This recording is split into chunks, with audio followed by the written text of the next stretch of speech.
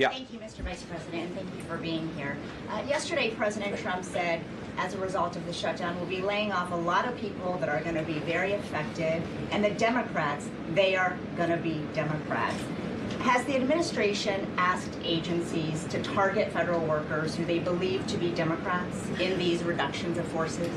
We're not targeting federal agencies based on politics. We're targeting the people's government so that as much as possible of the essential services can continue to function. That is the question the president has asked the entire government, is fundamentally, okay, we're in a shutdown. That causes some problems. The troops aren't getting paid. There's nothing that we can do about that while the government is shut down.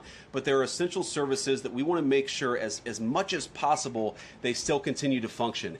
That is the principle that's driving us forward during this shutdown. It's going to continue to be the principle that drives us forward. But let's be honest. If this thing drags on for another few days or, God forbid, another few weeks, we are going to have to lay people off. We're going to have to save money in some places so the essential services don't get turned off in other places. That is the reality of the government shutdown that Chuck Schumer and the Democrats have foisted upon the administration. So what did he mean by they're going to be Democrats? He said they're going to be Democrats. You've laid out a lot of the pain and problems that would come with a Democratic shutdown, and yet in the Oval Office yesterday, the president said that a lot of good could come from a shutdown. So square that circle.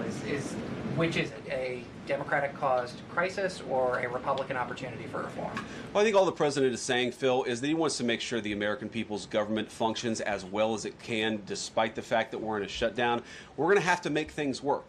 And that means that we're going to have to triage some certain things. That means certain people are going to have to get laid off. And we're going to try to make sure that the American people suffer as little as possible from this shutdown. That's what the president is saying, is that, yes, this is a bad thing. Obviously, the president is trying to reopen the government, but we're going to make things work as well as we possibly can, given the constraints that we have. And then on those policy differences for the discussion and the negotiations to come later, during the Biden administration, Democrats twice voted to expand these Affordable Care Act tax credits. But those were supposed to be temporary, and they were slated to expire at the end of the year. As you sort of crack the door open to negotiation at a later date, would the party that ran on defunding Obamacare really negotiate about potentially expanding Obamacare?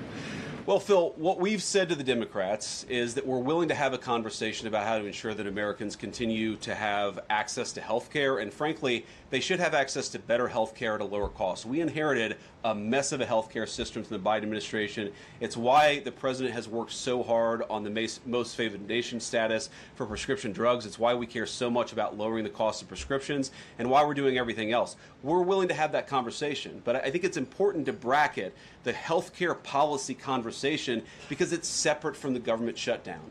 We think that we can open the government and then have the conversation about what best healthcare policy to fit the needs of the American people. That's all we're trying to do. That's all we're trying to accomplish. We've got to reopen the government first. Now, Caroline, I don't know